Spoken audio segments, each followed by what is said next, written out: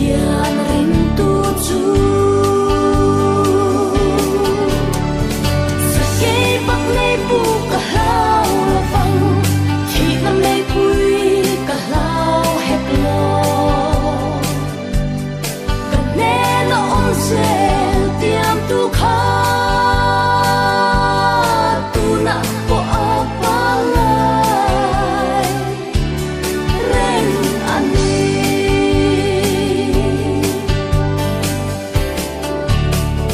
hẹp rai trong vai hậu tê mây bụi ăn bay lụin mây bụi thiêu tị thế na thì đai tu alo om an sam sai pakhat po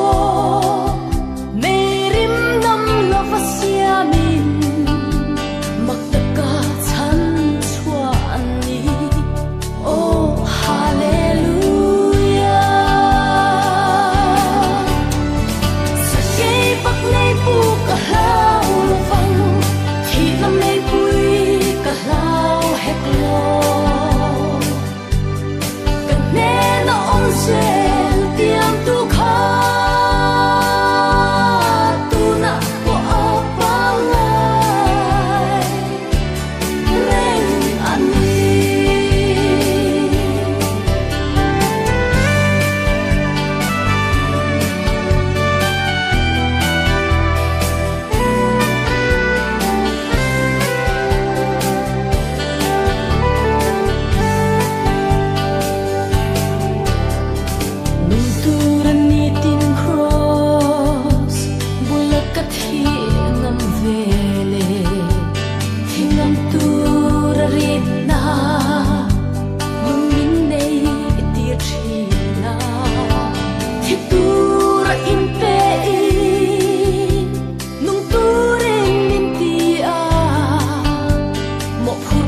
sang zo min la